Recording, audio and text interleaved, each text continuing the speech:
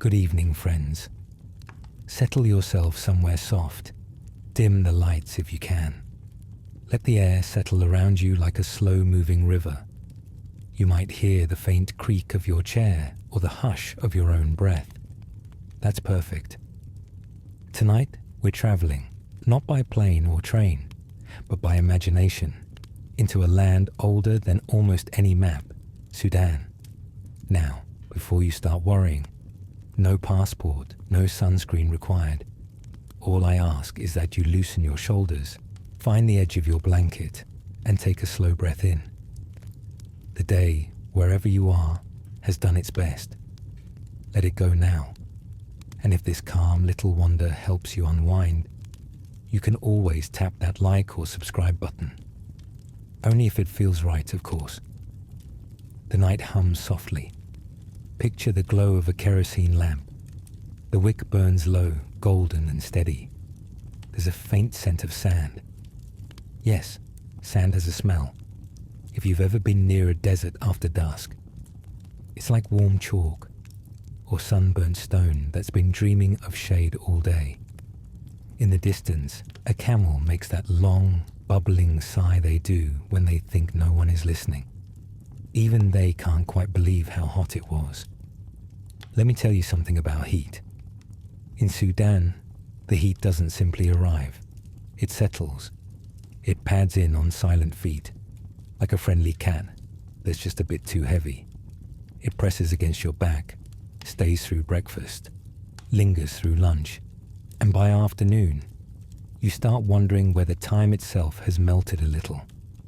If you've ever walked through Khartoum in April, you'll know. Even your thoughts start to sweat. People have lived here for thousands of years, longer than most of us can count without looking it up. Ancient kingdoms rose and fell between the Nile's two arms, the white and the blue, as calmly as waves. Kushites, Nubians, Meroitic scribes, all of them mastered the art of surviving days so hot they could fry the patience of a saint. Imagine waking up here, say, in the city of Meroë, around 300 BCE. The sun hasn't even shown its full face yet, but the light already glows through the mud brick walls like it's trying to get in early. You hear distant hammering, the sound of metal workers shaping tools, ornaments, maybe even a crown. The kingdom of Kush was rich in iron. The whole place rang with quiet productivity. And yet, somehow, it always felt unhurried, like a civilization built on deep exhalations. You stretch, trying not to disturb the quiet. There's porridge waiting, made from sorghum, thick and slightly tangy. You stir it with a carved wooden spoon that's been used by 3 generations before you. It tastes a bit like the earth after rain, a hint of smoke, and something faintly sweet, like a promise of cooler air later. Would you survive that first day? Maybe. But around noon, when the shadows shrink until they vanish, you'd probably start bargaining with the sun. Everyone does. The trick, of course, is to slow down until even your heartbeat feels like it's moving through syrup. Sudanese time is measured not in minutes, but in shade. Now, I should confess, I once tried to make tea outdoors there, once upon a time. My kettle nearly evaporated before the water boiled. Yet, somehow, every family manages to brew theirs perfectly. The secret is rhythm. You lift the pot just before it scorches, pour from a height to catch the breeze, and laugh softly, as if you've outwitted the universe for one small, fragrant moment. And tea, in Sudan, is no minor affair. It's an act of diplomacy, of warmth, of welcome. If you're ever offered shaibil nana, black tea with mint, take it. Not because it'll cool you, it won't, but because it reminds you that heat isn't an enemy. It's simply another guest at the table. By late afternoon, the streets shimmer like liquid bronze. The Nile seems to sigh, swollen with history and heat. On its banks, fishermen mend nets in the shallows, their reflections long and wavering. Somewhere upriver, a child might be chasing a chicken that has absolutely no interest in being chased. Everyday life moves like a lullaby, repetitive, comforting, and strangely hypnotic. It's funny though. People often talk about Sudan as a place of extremes, deserts, conflict, ancient ruins half buried in sand. But when you're there, the quietness takes over. Even the air moves politely. In villages, the evening call to prayer drifts like a silk thread through the palm groves. The sound doesn't demand attention. It invites it, like a gentle reminder that the world still has rhythm, even when everything feels still. Have you ever watched a sandstorm from inside a mud brick house? The walls breathe. You hear the wind outside like a distant ocean. See little plumes of dust sneak through the shutters. Yet, it's oddly comforting. Nature tucking you in under a blanket of powdered gold. People here say the sand teaches patience. It moves where it will, and all you can do is wait, and maybe sweep later, slowly, one soft brush at a time. Let's step back in time again. Picture yourself wandering through the ruins of Kerma, one of Africa's earliest urban centers, around 2500 BCE. The sun was already the same unrelenting supervisor it is today, but people thrived. They built brick temples called defufas, enormous and mysterious, where rituals unfolded in flickering torchlight. Imagine standing there, cool clay beneath your feet, incense thick in the air, and someone chanting a story so old that even the stars might have leaned in to listen. If you're drifting off now, that's all right. Let the scene fade like watercolor. For those still awake, let's follow the river north a little. The Nile curls through the land like a blue ribbon someone forgot to tie up. Traders once floated down it with gold, ivory, and fabrics dyed deeper than midnight. Some even say the scent of their cargo, frankincense, honey, spices, could lull crocodiles into lazy curiosity. By dusk, the heat sighs, and finally releases its hold. You might sit outside on a low stool, listening to the world cool down one cricket at a time. Children laugh somewhere, their voices trailing like ribbons. The smell of flatbread baking drifts through the air. Kisra, thin as paper, served with lentil stew. Someone's goat tries to make a new friend with a clay pot. The stars, bold and unblinking, begin their nightly gossip. There's something timeless about Sudanese nights. They seem to stretch not just across the sky, but across centuries. Imagine, for a moment, the ancient queens of Kush, the Kandakes, powerful women who led armies and ruled with quiet grace. One of them, Amanirenas, once fought the Romans and won back her land with diplomacy and determination. Yet I like to think, on some quiet night, she too sat by the fire, letting the hum of the desert lull her mind, wondering if tomorrow's sun might be gentler. And so, perhaps, you start to understand why a single day here can feel eternal. It's not the struggle that makes it hard to survive. It's the stillness, the kind that asks you to match its rhythm, the kind that insists you slow your breathing until it aligns with the wind. A few fireflies hover near the riverbank, their light pulsing like slow thoughts. A man nearby tunes his oud, the notes floating like warm syrup into the night. His song doesn't seem to begin or end. It simply exists, circling the air, waiting for you to drift with it. As the music fades, you might think about all those who have crossed this land, explorers with wide hats and poor maps, merchants carrying salt, archaeologists dusting off statues that hadn't seen daylight in 1,000 years. And yet, beneath all their stories, the land remains the same steady heartbeat. Sudan doesn't rush for anyone. If you've ever felt the weight of the day pressing on you, Imagine it like the heat here, heavy but honest. It reminds you to rest, to pause, to laugh softly at the absurdity of existing on a planet where sand can sing and tea can taste like sunlight. Now the moon rises, slow, deliberate, pearled over the desert's edge. The light slips into courtyards, brushes over sleeping faces, glints on old clay jars.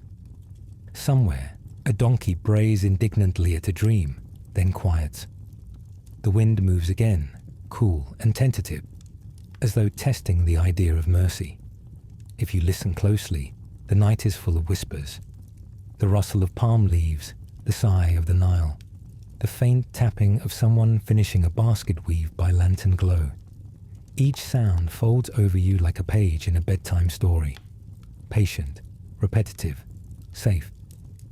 And so ends your first day in Sudan. You've eaten, sweated, listened, and laughed at the heat. You've walked with ancient ghosts who were never in a hurry. You've watched the world glow, dim, and hum itself to sleep. As the stars settle in, let your mind settle too. We'll travel deeper soon, through old markets and forgotten sultanates, through tales of queens, traders, poets, and dusty miracles. But for now, let this warm hush hold you, because sometimes surviving a day in Sudan means learning to stop surviving at all and simply be. And as we leave that glowing riverside for tonight, let your breathing slow to match the rhythm of the desert's heart. Imagine the faintest shimmer of dawn on the horizon, not the loud kind of sunrise you find in busy cities. This one arrives shyly, tiptoeing over the rooftops of Omdurman, like a guest who doesn't want to wake anyone. The air still remembers the night's coolness, a brief gift from the universe before the sun remembers its duties. Good morning, my sleepy traveler. You've made it through your first Sudanese night. Congratulations. Take a deep breath in and out. The air carries a promise of spice, dust, and possibility. Somewhere nearby, a rooster seems to be rehearsing for a solo career. Let it be. We all need confidence in the morning. Let me tell you where we are. We've wandered into one of Sudan's old markets, perhaps the Souk Omdurman or the open bazaar of Swakin. Long ago, when ships still creaked at its coral-built docks. The stalls wake slowly. First comes the sound of sweeping, broom bristles whispering over sand. Then the soft metallic clink of pots being arranged. And finally that first wave of human sound. Laughter, greetings, bargaining that sounds half like poetry, half like gossip. You'd think a place this lively would be too noisy for sleep, but no.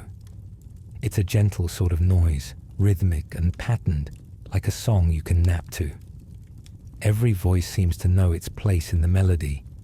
The smell here is its own history book. Dried hibiscus flowers, cacada, lie piled in crimson heaps, their tart perfume sharp enough to make your tongue tingle. Next to them, burlap sacks of gum arabic glisten like amber. You might not realize it, but this humble resin once sweetened the world's medicines and gave silkiness to candies in far-off London shops. Imagine that. A single tree's tears traveling across continents just to make a lozenge smoother.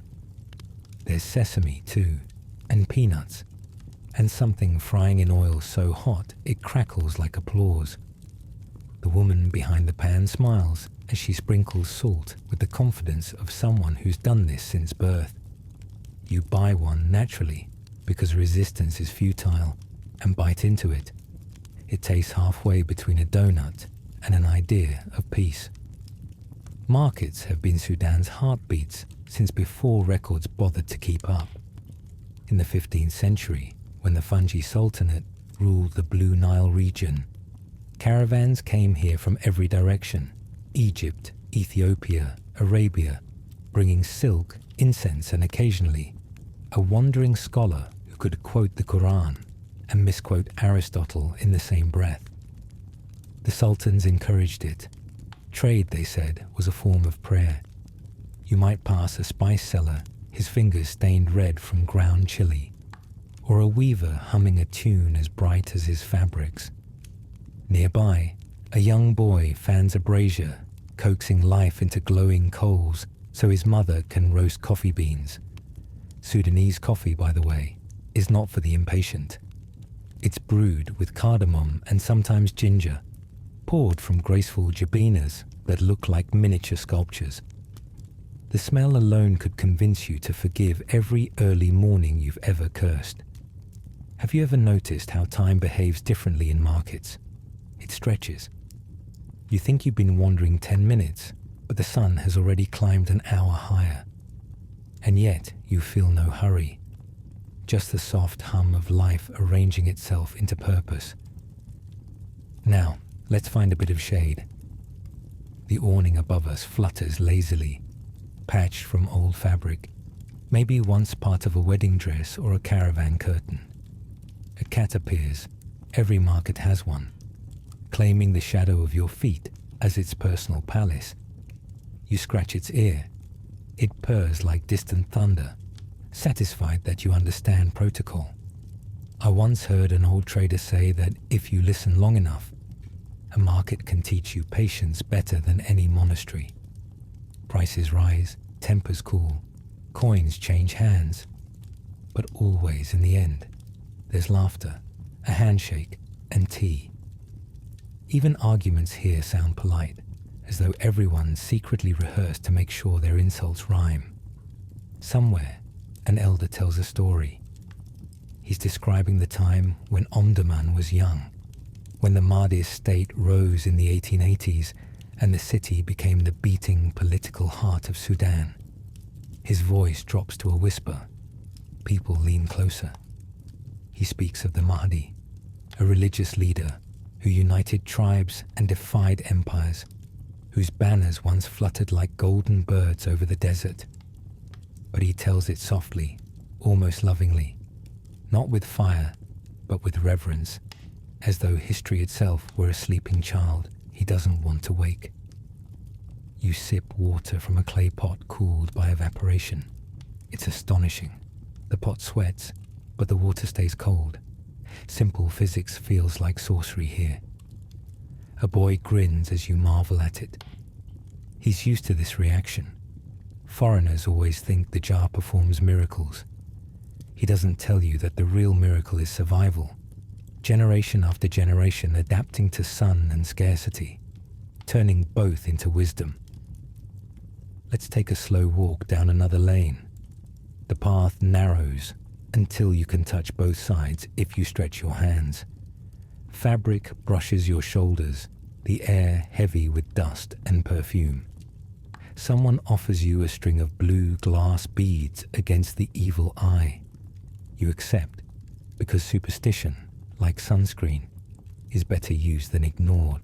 Suddenly, the wind shifts, a warm gust carrying desert sand. Stallholders laugh, cover their goods with woven mats, and wait it out. For 2 minutes, the world becomes a blur of gold dust and muffled voices. You close your eyes and listen. The storm is like the world's gentlest static, the sound of an ancient radio broadcasting the desert's dreams. When it clears, the market resumes as though nothing happened. A woman rearranges dates on her tray with the precision of a jeweler. Their skins gleam like mahogany. She offers you one, soft caramel sweet, grown near Dongola, where the Nile nourishes the palms. You taste sun, soil, and a hint of eternity. By now, the sun stands high. Even the air seems to yawn. Merchants retreat into shaded corners, and tea ladies take center stage. Every neighborhood has one, the Sit al-Shai, queen of the teapot, ruler of calm. She sits cross-legged beside her charcoal stove, pouring streams of tea as gracefully as a violinist draws a bow. She talks, jokes, mediates disputes, gives advice about love, and sometimes about politics, but always with the same patient rhythm. You join her for a cup. The tea is black, fragrant with cinnamon, and slightly bitter, the kind of bitterness that keeps you grounded. Hot weather makes slow people, she says with a laugh, but slow people live longer. You believe her instantly. The day drifts. Somewhere, a radio plays an old song by Abdel Karim al-Kabli. The melody floats like a silk scarf. The lyrics talk about longing and the Nile, about promises that stretch like the river itself. You don't need to understand the words. The rhythm tells you everything. As afternoon melts into evening, the market changes costume. The sun tilts, shadows lengthen, and lanterns blink awake one by one. The smell of grilled lamb and cumin thickens the air. A small boy sells roasted corn from a metal drum, fanning the coals with a folded newspaper. Each crackle sounds like applause for another successful day. Do you feel that hush settling again? It's the same lull that closed our first chapter. The world exhaling. The stalls start to pack away. Laughter softens, and the wind cools to something almost kind. You can hear the Nile nearby, whispering its endless bedtime story. Before we leave, glance back once more. See the glow of those lanterns, the slow steps of tired sellers heading home. The cat now curled atop a pile of rugs, dreaming of leftover fish. Every thread of life here hums the same simple tune, persistence wrapped in peace. And as the last door closes, you realize why surviving a day in Sudan's market isn't about endurance at all. It's about surrender, letting the pace of the place teach you its rhythm.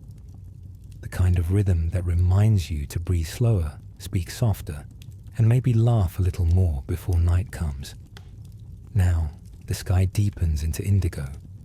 The moon peers down, curious.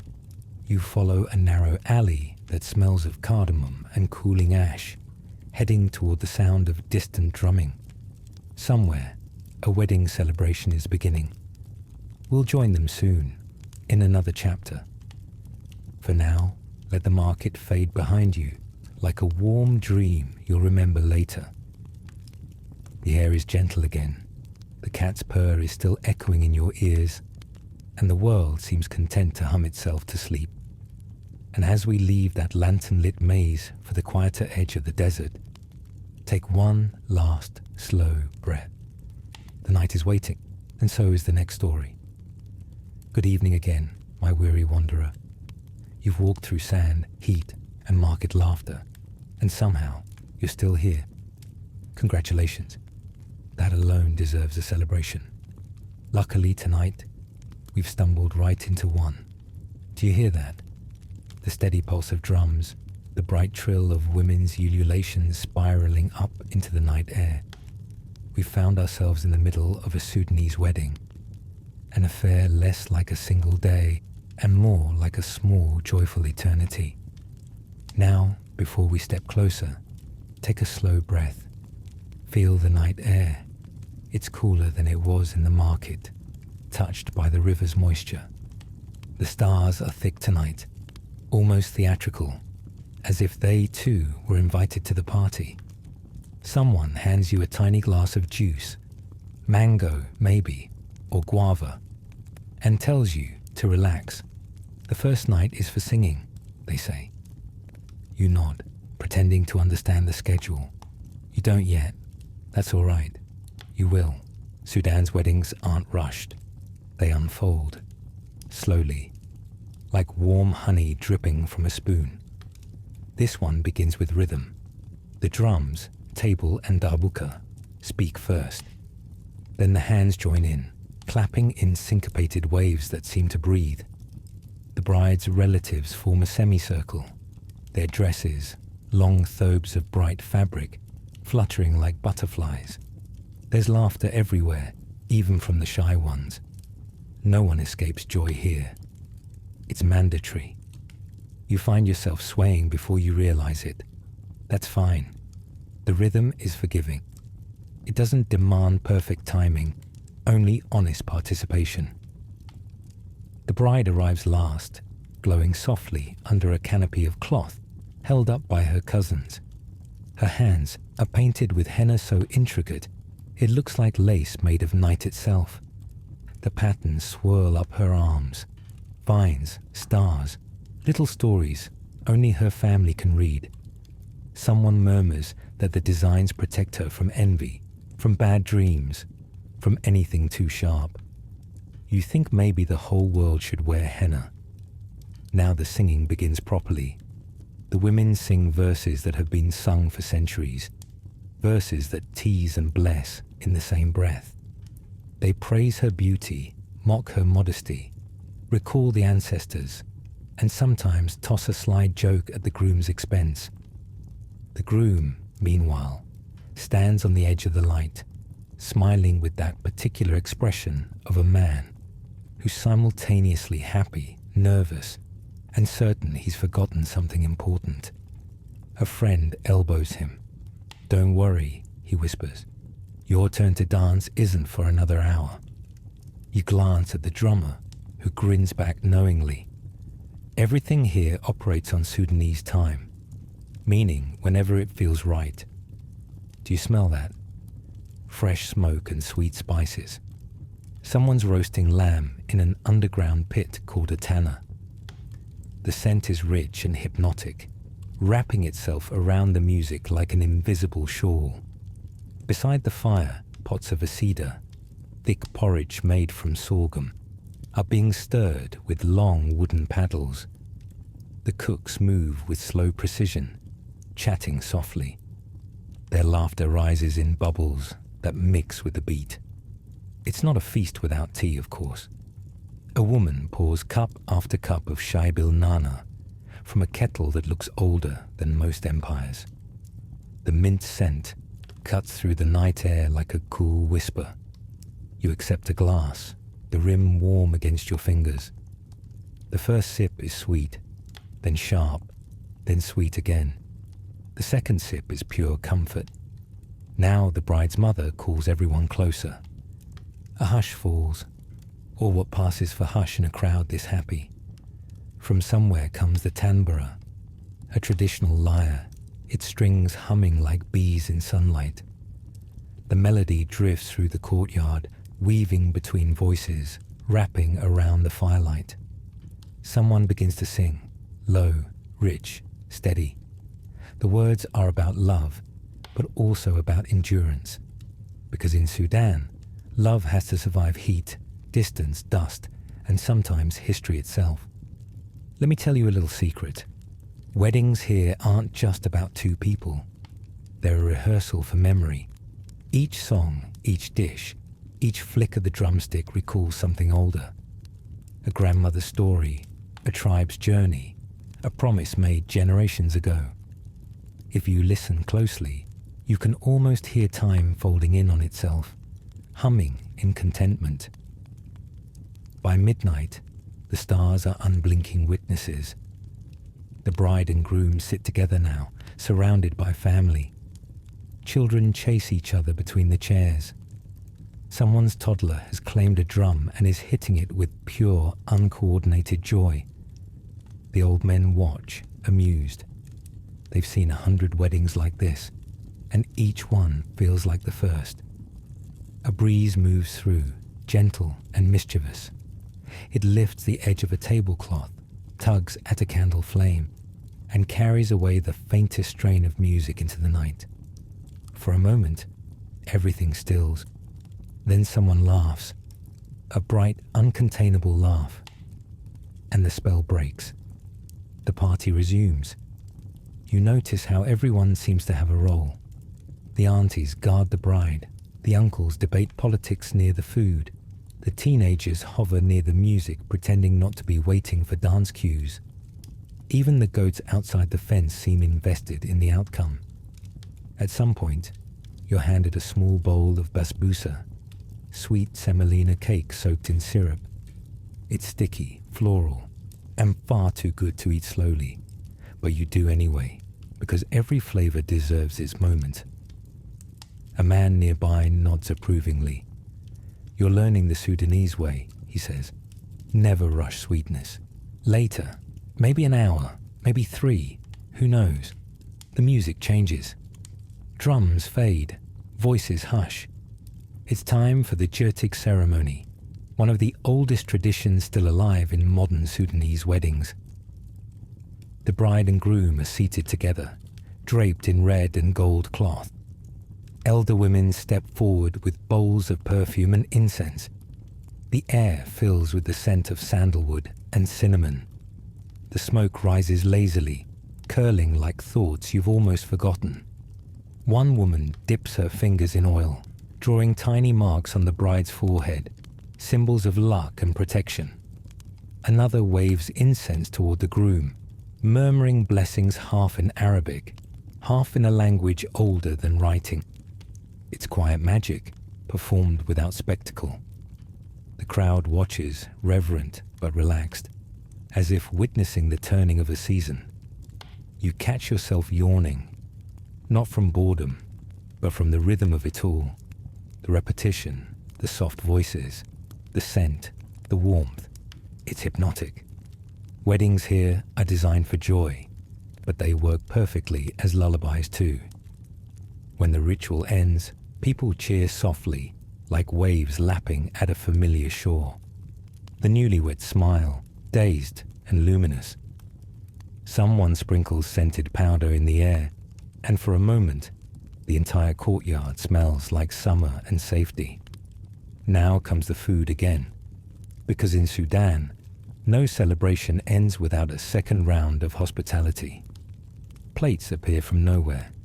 Grilled meats, lentil stews, salads bright with lemon. Even the quiet ones are coaxed to eat more. You must, a grandmother insists, so the marriage will be full of blessings. You eat, partly for politeness, partly because it's delicious, mostly because you're afraid she'll chase you with another spoon if you refuse. As the night wears on, conversation softens. The drums rest. The air cools further. Someone hums an old folk tune about two lovers separated by the Nile but united in dreams. You imagine the river itself listening, nodding. You realize something then. Sudan's weddings, like its markets, like its deserts, are lessons in patience disguised as celebration. You can't hurry them. You can't predict the next song or the next laugh.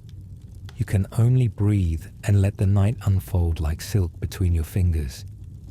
And maybe that's the secret to surviving here. You stop fighting the pace. You learn to move at the speed of sincerity. The bride and groom slip away quietly sometime before dawn, escorted by cousins and soft goodbyes. The rest of the guests linger. Nobody wants to be the first to leave joy behind. Children doze on laps. The cat from the market might even be here, curled under a chair, dreaming of leftover lamb. The fire burns low. Someone stirs the ashes, coaxing one last glow. You feel the warmth on your face, and it feels like time itself smiling. As the sky begins to pale, the last drumbeat fades into silence. The wedding isn't over. It never really is. But tonight's part is done. You step away, walking slowly down a dirt path lined with sleeping houses. The air smells of ash, rosewater, and relief. Somewhere behind you, a rooster declares victory over the sun again. You smile. You've survived another day in Sudan. Not through strength, but through stillness. Through laughter, music, and a willingness to belong, even just for a night. And as we leave that wedding, our clothes carrying the perfume of incense and the echo of distant drums, let your heart settle. Let the joy hum softly, the way sand hums after a long, warm day. Because tomorrow we'll wander further, maybe to the ancient pyramids at Meroë, where silence tells stories the stars once whispered first. But for now, rest. The fire's glow lingers behind your eyelids, and the world is quiet again. Good evening again, traveller. You've danced, you've feasted, and you've survived the wedding that refused to end. Tonight we leave the laughter behind and step into quietness, the kind that hums like a secret. Settle under your blanket once more. The air outside is cooler now. Even the wind seems to move in slippers. If you listen carefully, you can almost hear sand shifting over ancient stone, the slow heartbeat of the desert. We're walking north toward the ruins of Meroë, a city so old that its bricks remember kings whose names drifted from memory before the alphabet was finished inventing itself. The stars above us blaze in perfect indifference, bright enough to cast faint shadows on the dunes. Somewhere out there are the pyramids, smaller than Egypt's, yes, but somehow gentler, like an older cousin who doesn't need to brag. Take a breath. The air tastes of dust and cool iron. It smells faintly of acacia and distance. Ahead, the horizon flickers. Torchlight, perhaps, or just imagination stretching its legs. Let me tell you something soothing. The queens of Kush ruled here long before the idea of queenship had travelled very far. They were called Kandake, a title so melodic it feels like it should be sung rather than spoken. One of them, Amanirenas, once faced the Roman Empire and lived to sip tea about it. Another, Amanishaketo, filled her tomb with gold so fine it made European treasure hunters faint with greed centuries later. Yet, in the hush of this desert, their power feels tender, not proud, like a lullaby sung by someone who's already forgiven you for existing. Imagine the moon resting just above the pyramids. It paints the sand in silver and the stone in soft milk. You walk slowly among the ruins. Each step makes a small crunch, the quietest applause in history. The air is so still you can hear your own thoughts arriving late. Do you ever feel, you might whisper, that the world used to move slower? The desert would answer, if it were rude enough. But it isn't. It just keeps breathing. In the distance, a figure appears. Not a ghost, don't worry. Just the night watchman. He waves lazily, wrapped in a thick white robe, turban tilted against the breeze. He doesn't ask what you're doing out here. People who visit ruins at night are either poets or insomniacs, and both are harmless. He nods, gestures toward a rock to sit on, and continues his slow patrol. The stone is warm from the day's stored sunlight. You sit. You can almost feel the hum of centuries beneath you, like a deep sleeping cat. Let's drift back 2,000 years, give or take a century. It's evening again. It's always evening in stories meant for sleep. The city of Meroë is alive. You hear hammers striking bronze, smell charcoal fires, see sparks rising like fireflies. Streets curve between mud brick walls painted in faded reds and ochres. Traders shout greetings, children chase goats, and somewhere, someone is trying to teach a parrot to say, "Long live the Queen." The palace stands on a rise overlooking the Nile. Inside, the Kandake sits beneath a canopy of woven reeds. Her jewelry gleams, thick gold bracelets that look heavy but feel like belonging. Courtiers murmur around her. One unrolls a map drawn on tanned leather, lines curling like rivers trying to remember their own names. The Queen smiles slightly, as if amused by geography itself. Outside, the priests of Amun light oil lamps. The flames sway in the evening breeze, making the shadows dance like gossiping ancestors. The Queen rises, walks to the balcony, and looks toward the horizon. Toward Rome, perhaps, or just toward tomorrow. History will later describe her as fierce, but tonight she simply looks thoughtful, tired, maybe a little amused by the absurdity of empire. The sound of the drums reaches her, the same rhythm that carried through markets and weddings long after her bones became legend. She hums along quietly. Power here doesn't roar, it hums. Back in our night, the ruins sit silent. A faint wind drifts through the hollow doorways, playing ghostly notes on invisible strings. You close your eyes and try to hear what's left of that hum. And for a heartbeat, you do. You see flashes of color, a procession of women carrying baskets of grain, a child holding a clay tablet etched with symbols that no one's decoded yet, a cat leaping gracefully onto a step that still exists, though its name doesn't. The moon climbs higher. The pyramids cast long, sleepy shadows.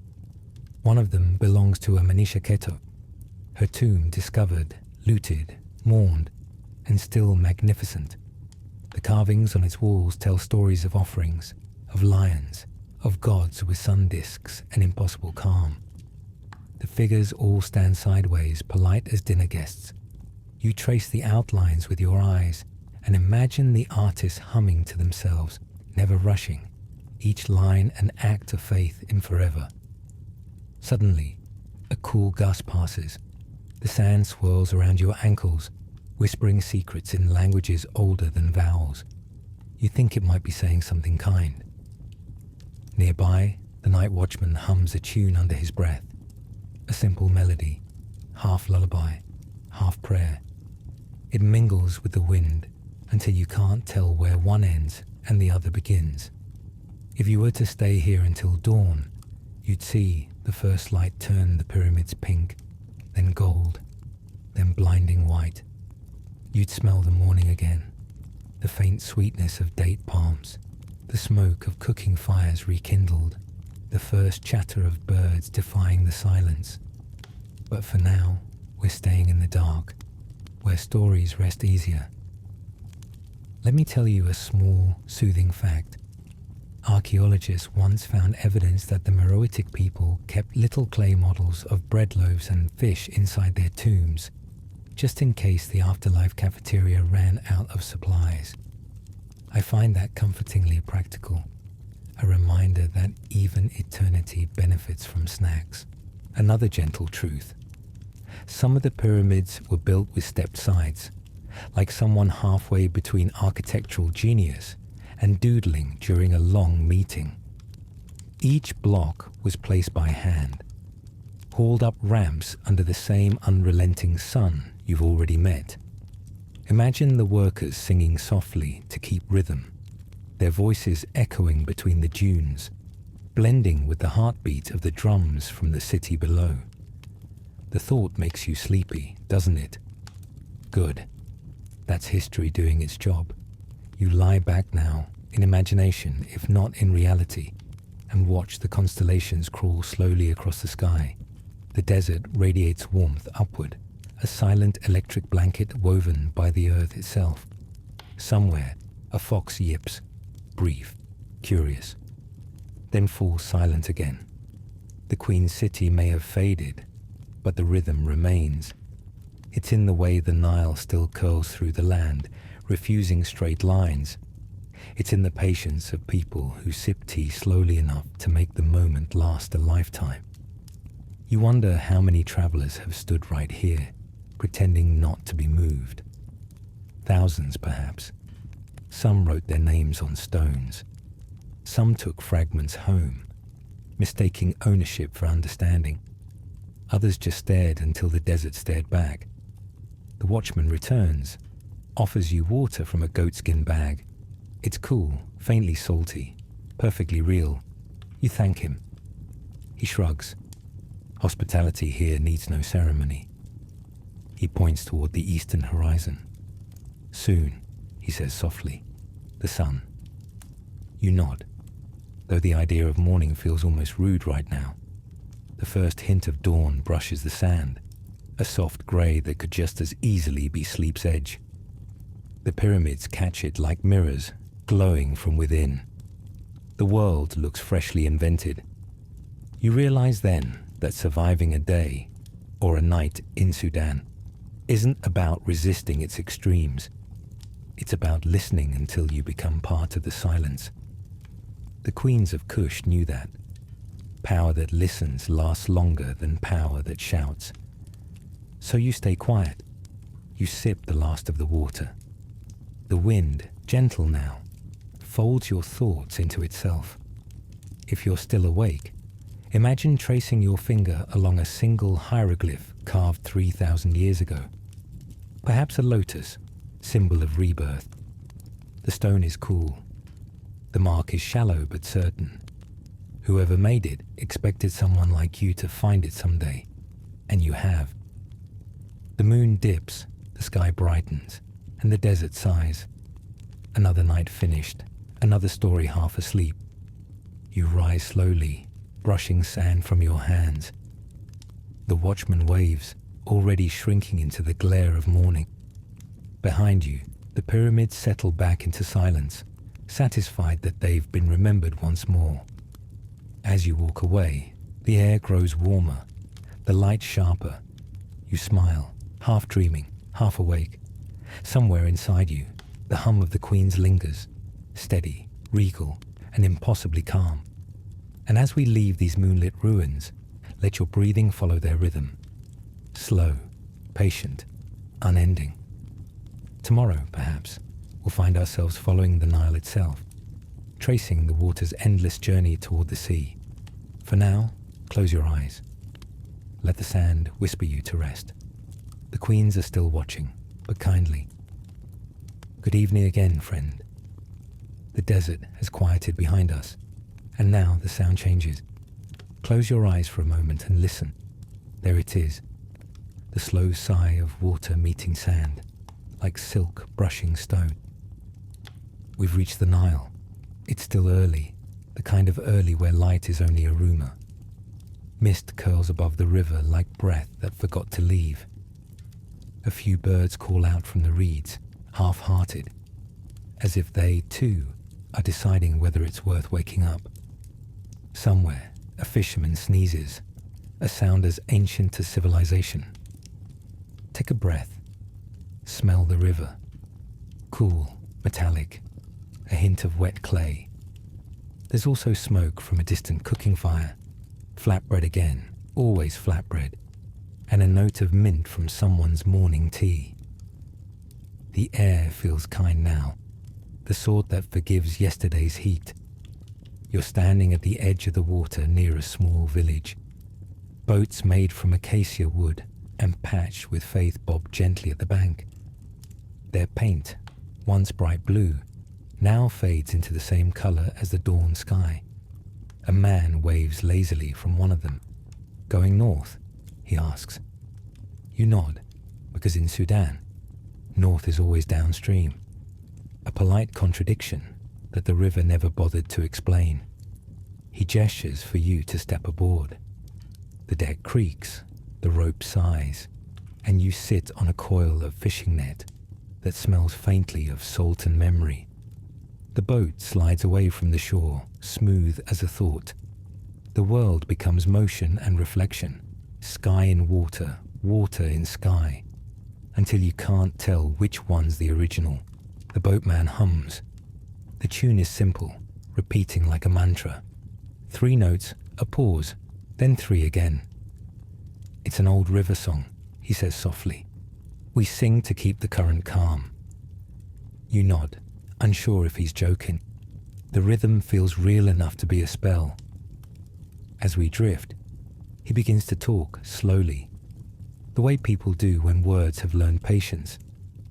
The Nile, he says, has more stories than fish. You think it's only water, but it remembers everything. Kings, floods, promises, mistakes. Even footprints sink into it eventually. You watch the banks slide past, palms swaying like tired dancers, patches of green glowing impossibly against the beige world. A boy leads a donkey along the edge, its hooves leaving small, perfect moons in the wet soil. Behind him, fields stretch out. Sorghum, okra, a few stubborn melons. Life clings here with quiet determination, the way hope always does near water. The sun finally peaks over the horizon. Its reflection shivers across the river's surface, turning the ripples into gold thread. You squint, half smiling. The light seems to hum too, in tune with the boatman's song. He tells you how his grandfather once carried dates and salt all the way to Wadi Halfa, trading for spices from the north. We used to measure distance in cups of tea, he laughs. Stop for 3 cups, call it a day's journey. You imagine that kind of travel. No timetables, just thirst and conversation. Farther down, a cluster of women wash clothes in the shallows. They chat between songs, the sound rhythmic. Scrub, rinse, laugh. The fabric slaps against stone in perfect tempo. The river approves. It shimmers brighter. You dip your fingers in. The water's cooler than you expect, heavy with silt and secrets. Somewhere beneath, ancient crocodiles doze like forgotten gods, dreaming of older worlds. They don't bother anyone who respects the current. Don't rush the Nile, the boatman murmurs, reading your thoughts. She doesn't like to be hurried. It's easy to see why people once worshipped rivers. They're the only things that move without leaving. They give, take, and return in the same breath. In this slow drift, even your heartbeat begins to copy the rhythm. We pass an island, tiny, covered in reeds. The boatman points. That one belongs to the herons, he says. We let them keep it. They were here first. Dozens of white birds stand like little monks, still as statues, then suddenly lift together, filling the sky with soft thunder. Feathers catch the sunlight, and for a moment, you forget where you are. The sight feels like forgiveness. A little later, we pull to shore where a village market clusters under a line of tamarind trees. The air smells of citrus and charcoal. Children chase each other between baskets of dates, and an old woman sells fish dried so crisp they look like bronze sculptures. You wander through, half dreaming. Someone offers you hibiscus juice, carcade again. Tart enough to wake your tongue, but sweet enough to let you fall back into thought. An elder greets you, eyes bright beneath a white turban. You came by water, he says. Then you came the right way. He gestures toward the river. The Nile teaches patience. People who arrive by road forget to listen. You assure him you're listening. He smiles, satisfied. Good. She likes that you linger while the boatman stocks up on bread and gossip. Time loosens. The shadows shift like lazy cats.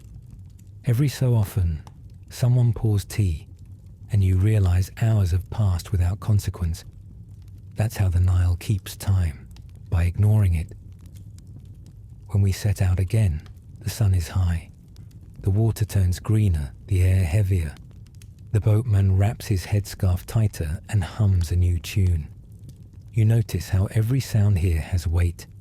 The splash of an oar, the hiss of wind through reeds, the low buzz of insects singing about the heat. Even silence sounds busy. He tells you a story to pass the hours, about a river spirit who fell in love with a fisherman's daughter, and how the floods each year are his way of trying to visit her. He's not dangerous, the boatman says, smiling. Just clumsy. That's why the river rises. Love with bad timing. You laugh softly, and the river seems to ripple in agreement.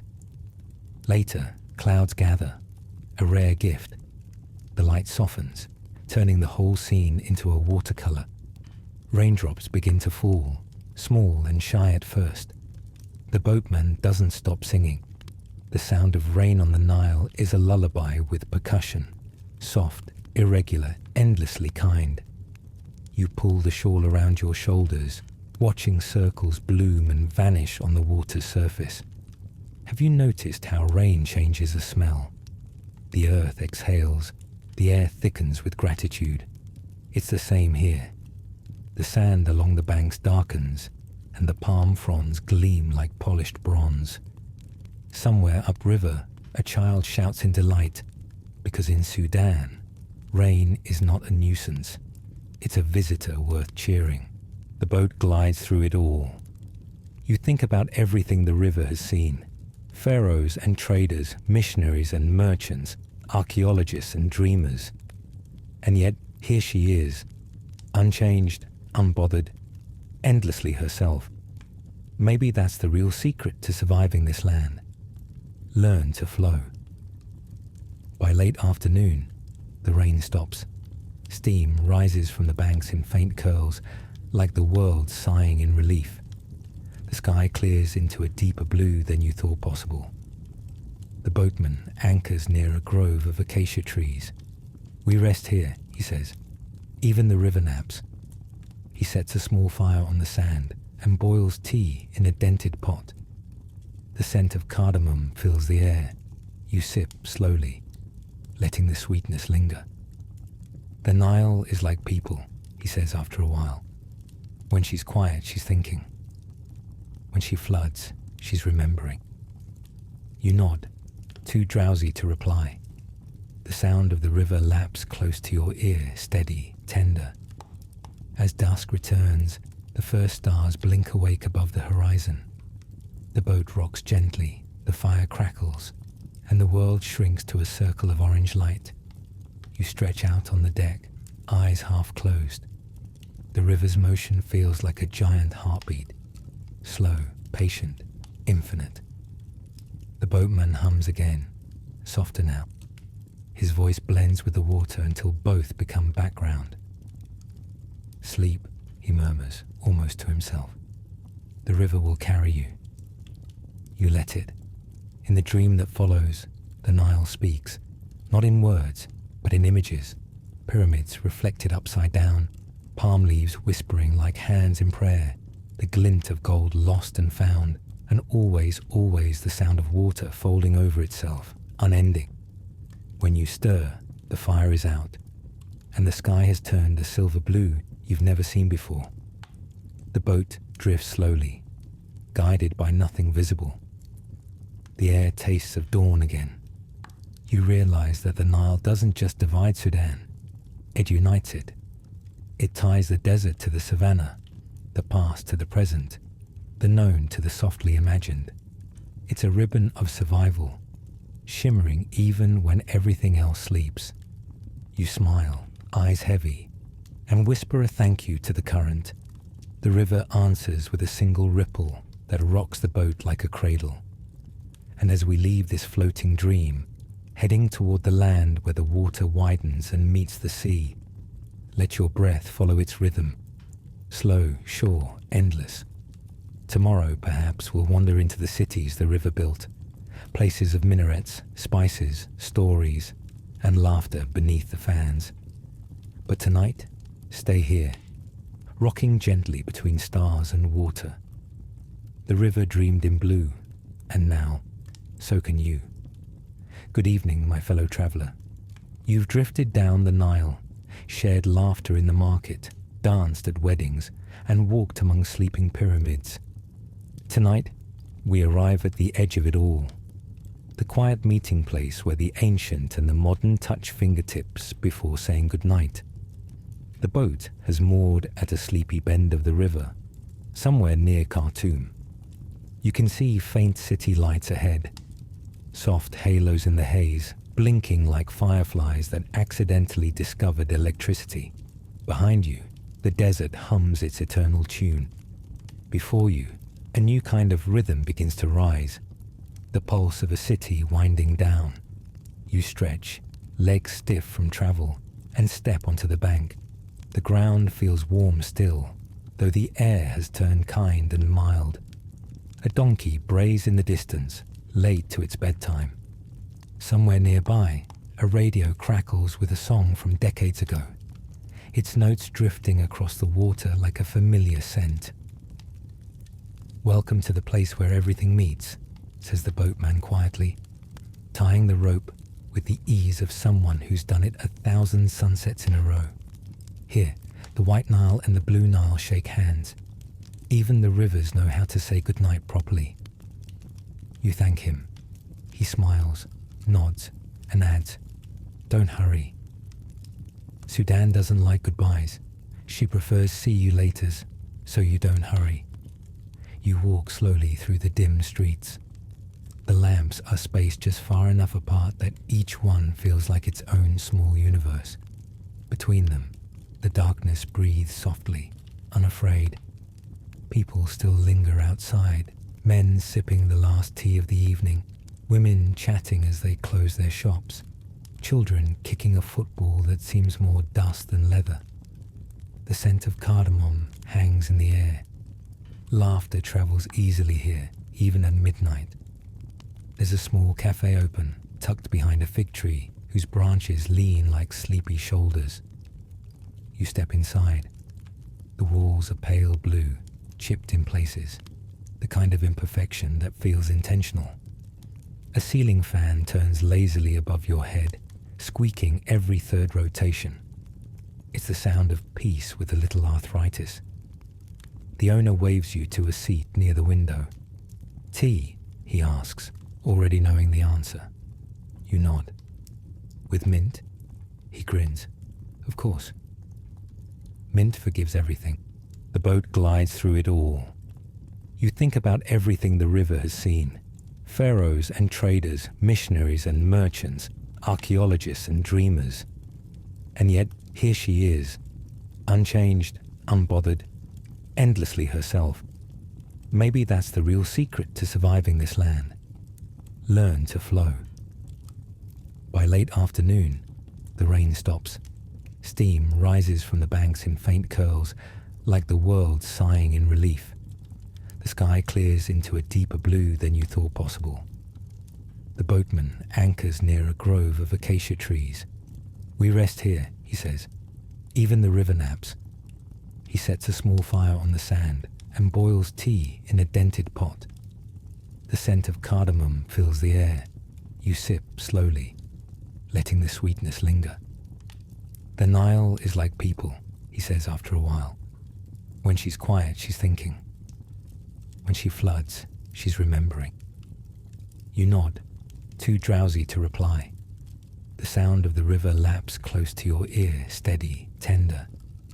As dusk returns, the first stars blink awake above the horizon. The boat rocks gently, the fire crackles, and the world shrinks to a circle of orange light. You stretch out on the deck, eyes half closed. The river's motion feels like a giant heartbeat, slow, patient, infinite. The boatman hums again, softer now. His voice blends with the water until both become background. "Sleep," he murmurs, almost to himself. "The river will carry you." You let it. In the dream that follows, the Nile speaks, not in words, but in images.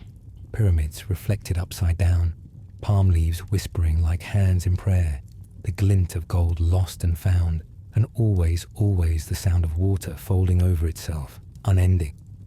When you stir, the fire is out, and the sky has turned a silver blue you've never seen before. The boat drifts slowly, guided by nothing visible. The air tastes of dawn again. You realize that the Nile doesn't just divide Sudan, it unites it.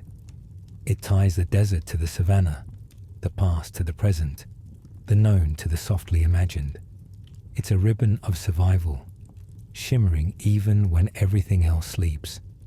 You smile, eyes heavy, and whisper a thank you to the current. The river answers with a single ripple that rocks the boat like a cradle. And as we leave this floating dream, heading toward the land where the water widens and meets the sea, let your breath follow its rhythm. Slow, sure, endless. Tomorrow, perhaps, we'll wander into the cities the river built, places of minarets, spices, stories, and laughter beneath the fans. But tonight, stay here, rocking gently between stars and water. The river dreamed in blue, and now, so can you. Good evening, my fellow traveller. You've drifted down the Nile, shared laughter in the market, danced at weddings, and walked among sleeping pyramids. Tonight, we arrive at the edge of it all, the quiet meeting place where the ancient and the modern touch fingertips before saying goodnight. The boat has moored at a sleepy bend of the river, somewhere near Khartoum. You can see faint city lights ahead, soft halos in the haze, blinking like fireflies that accidentally discovered electricity. Behind you, the desert hums its eternal tune. Before you, a new kind of rhythm begins to rise, the pulse of a city winding down. You stretch, legs stiff from travel, and step onto the bank. The ground feels warm still, though the air has turned kind and mild. A donkey brays in the distance, late to its bedtime. Somewhere nearby, a radio crackles with a song from decades ago, its notes drifting across the water like a familiar scent.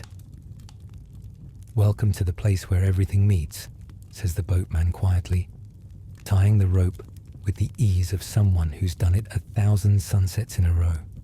Here, the White Nile and the Blue Nile shake hands. Even the rivers know how to say goodnight properly. You thank him. He smiles, nods, and adds, "Don't hurry." Sudan doesn't like goodbyes. She prefers see you laters, so you don't hurry. You walk slowly through the dim streets. The lamps are spaced just far enough apart that each one feels like its own small universe. Between them, the darkness breathes softly, unafraid. People still linger outside, men sipping the last tea of the evening, women chatting as they close their shops, children kicking a football that seems more dust than leather. The scent of cardamom hangs in the air. Laughter travels easily here, even at midnight.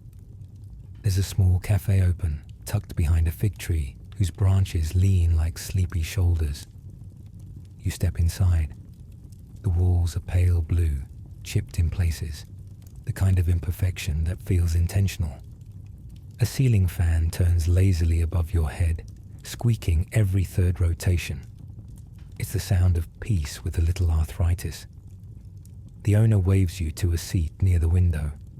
"Tea?" he asks, already knowing the answer. You nod. "With mint?" He grins. "Of course." Mint forgives everything. By the time you return to your resting place, the first trace of dawn has begun to edge the sky. You lie back, still hearing the faint notes of the oud, still smelling the mint tea that never quite leaves your mind. The wind shifts once more, carrying whispers from every place you've been. The laughter of market sellers, the drumbeat of weddings, the hush of pyramids, the hum of the river. They overlap like layers of calm. Together, they make one long exhale, the sound of Sudan remembering itself through you. So now, let your own breath match theirs, in and out. The world softens. The stars fade politely, one by one. May these memories guide you into peaceful dreams. If you drifted off somewhere along the way, that's perfect. You've done exactly what history hoped you would. And if you're still awake, just barely, let your eyes close now and listen for the river one last time. It's still singing. It always will be. And that is the end of our story for tonight. Good night, dear listener. If this journey helped you rest, maybe tap like or subscribe, only if it feels right. Sweet dreams from the banks of the Nile, whispering, softly fading out. Good night from Sudan.